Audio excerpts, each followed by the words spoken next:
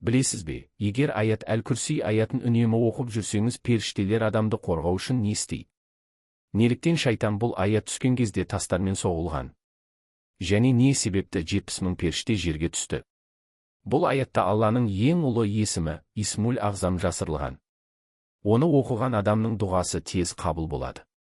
Егер сіз аят әл-Күрси аятын жатқа білсеңіз, пікірде жазыңыз. Қасиетті Құран шексіз даналықтың мұхиты. Сол мұхиттың ішінде ерекше бір аят бар, ол бәрінен нұрлырақ, бәрінен ұлырақ. Бұл Алланың өзі таңдап, басқа аяттардың үстінен көтерген аят. Бұл Құранның ең ұлы аяты. Ол құпияға, иләхи хабар мен терең мағынаға толы. Өкінішке қарай, көптеген мұсылмандар әлі күнге дейін осы ерекше аяттың шынайы мәнін толық түсінбей келеді. Бұл аятта үлкен даналық пен жасырын сыр бар. Сондықтан ол біз үшін үлкен береке мен қорғаудың көзі. Бүгінгі бейнеде біз осы аяттың мәні мен ерекшелігі туралы әңгімелейтін боламыз. Бірақ бастамас бұрын, осы пайдалы білімді мүмкіндігінше көбірек адамға жеткізейік. Лайк басыңыз, достарыңызбен бөлісіңіз, және пікір қалдыруды ұмытпаңыз. Қымбатты көрермен, ұзақ әрі шаршататын күннен кейін біз ұйықтауға жатқанда, кейде бірден ұйықтап кетеміз, кейде әлеуметтік желіні ақтарып, уақыт өткіземіз. Біз ұйықтар алдында кейде әлеуметтік желіні ұзақ ақтарып, өз ойымызға беріліп кетеміз. Бірақ бұл әдет ұйқымызды бұзады, түні бойы мазасыз қылады. Ал мұсылман үшін ұйықтар алдында Алланы еске алу маңызды ғибадат. Егер біз аят әл-Күрси аятын ұйықтар алдында оқысақ, Алла тағала біздің қорғауымыз үшін арнайы бір періште тағайындайды. Бұл періште түні бойы бізді күзетіп, жаман түстер мен зияннан қорғайды.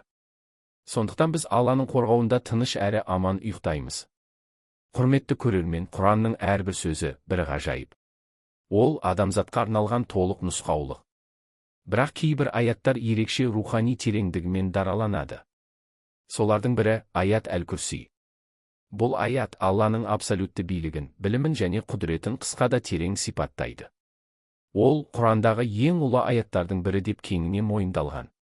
Хазірет Әли, Алла ол кісіге разы болсық, былай дейді. Құрандағы ең ұлы аят әл-Күрси деген. Егер біз осы аяттың мәніне шын ойланып үңілсек, Алланың бізге берген шексіз нығметтерін сезінеміз. Ол түсінік бізді шүкіршілікке, сәждеге итермелеуі керек. Өкінішке қарай, біз кейде өмірдің қарбаласында жүріп, Алланың сансыз игіліктерін ұмытып кетеміз. Бірақ бір сәт келеді, жүрегіміздегі тыныш үн бізге еске салады. Бәрі де оның мейірімі мен рахметінің арқасы. Ойланып көрейік, егер Алла осы берілген игіліктерді алып қойса, не болар еді? Міне, дәл осы сұрақ жүрегімізде жаңғырық тапқанда, біз шын мәнінде Аллаға шүкір етуді үйренеміз. Аят әл-Күрси оқылған сәтте біз Алланың ұлылығын мойындаймыз. Аяттың соңғы бөлігінде былай айтылған: Ол ең жоғары, ең ұлы деген сөздерде біз оның шексіз құдіреті мен ұлылығын мойындап, жүрегімізбен растаймыз. Біз аят әл-Күрси аятын әр намаздан кейін оқығанда, Алла тағала біздің жүрегімізді шынайы шүкіршілік сезіміне толтырады. Бұл аяттың қасиеті мен артықшылығы өте зор.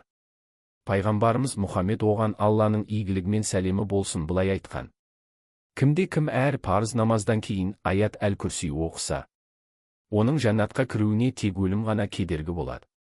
Бұл аят Құрандағы ең ұлы аяттардың бірі. Біз оны өміріміздің түрлі сәттерінде оқимыз. Үйден шығарда, сапарға аттанарда, немесе қиын сәттерде Алладан қорған тілегенде. Бірақ көбіміз оның ішкі терең мағынасына үңілмейміз. Хадистерде айтылғандай, кім аят әл-Күрси аятын таңертең оқыса, ол кешке дейін Алланың қорғауында болады. Ал кім оны кешке оқыса, таң атқанша амандық пен тыныштықта болады. Тағы бір риуаятта айтылған: бұл аят түскен кезде 30 000 періште жерге түскен. Басқа бір риуаятта 70 000 періште түскені баяндалған. Бұл осы аяттың ұлылығы мен рухани күші қаншалықты зор екенін көрсетеді.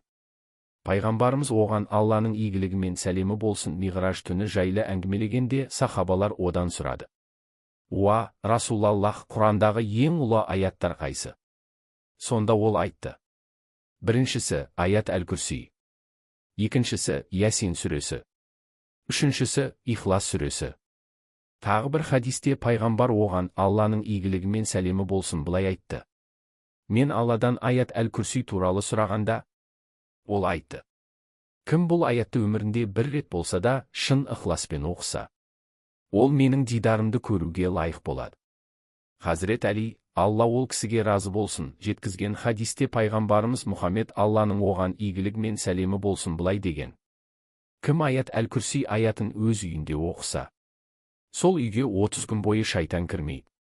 Ал 40 күн бойы ешбір сиқыр да, дуаның әсері де өтпейді. Бұл Алланың сөзімен қорғалудың ең күшті тәсілдерінің бірі. Енді осы аяттың мағынасына тереңірек үңілейік. Аят әл-Күрси Алланың екі ұлы есімімен басталады: Әл-Хай және Әл-Қайюм. Мағынасы ол мәңгі тірі, мәңгі бар, өз күшімен барлығын ұстап тұрған, барлық жаратылысты басқарып, тіршілікті сақтап тұрған дегенді білдіреді. Қызығы, аяттың алғашқы сөйлемі мен соңғы бөлігі бір-бірімен тығыз байланысты. Аят басында Алланың мәңгі тірі, ұлық сипаты айтылса, соңында оның ұлылығы мен биіктігі қайта еске салынады. Аяттың екінші бөлігі Алланың ерекше сипатын баяндайды. Оны ұйқыда, қалғуда шаршата алмайды. Бүкіл жаратылыс, адамдар, жануарлар, періштелер бәрі демалысқа мұқтаж. Бірақ Алла ешқашан ұйықтамайды, шаршамайды. Өйткені ол мәңгі тірі, бәрін бақылап, басқарып тұрушы. Ұйқы бұл уақытша өлімнің бір түрі. Ал Алла тағала ондай кемшіліктерден пәк. Бұл аят бізге мынаны ұқтырады: ұйқы мен әлсіздік жаратылғандарға тән қасиет. Ал Алла оларға мұқтаж емес. Келесі аятта айтылған: оның күрсиі көктер мен жерді қамтиды. Бұл Алланың ұлы билігін, құдіретінің шексіздігін білдіреді. Осылайша Алла тағала әрі мәлик, яғни иелік пен биліктің толық иесі. Аяттың келесі бөлігінде Алла айтады: кім оның рұқсатынсыз оның алдында шапағат ете алады. Бұл ешбір жан Алланың рұқсатынсыз араша бола алмайтынын білдіреді. Одан кейінгі бөлік жалғасады. Ол олардың алдында не болғанын да, кейін не болатынын да біледі. Ал өз білімінен тек қалағанына ғана үлес береді. Бірақ бір аят ерекше. Оның мағынасы Алланың шексіз білімі мен бақылауының белгісі. Өткенде, болашақта, көзге көрінген мен көрінбеген, бәрі де оның ілімінде. Енді ойланып көрейік, Алладан басқа осындай мәлімдеме айта алатын кім бар? Шын мәнінде Құран Алланың сөзі. Және оның әрбір аяты адамзатқа арналған мәңгілік жол көрсеткіш. Осылайша аят әл-Күрси тек бір аят емес. Ол иманның, қорғанның және Алланың ұлылығын танудың кілті. Сондықтан бұл аятты жиі оқып, оның мағынасы туралы ойланайық. Жүрегімізбен сезініп, амалға айналдырайық. Достар, егер бұл бейне сізге ұнаса, лайк басыңыз, пікір қалдырыңыз. Және осы пайдалы біліммен бөлісіңіз. Көргендеріңізге рахмет. Алла баршамызды аят әл-Күрсидің нұрымен және қорғауымен қорғасын.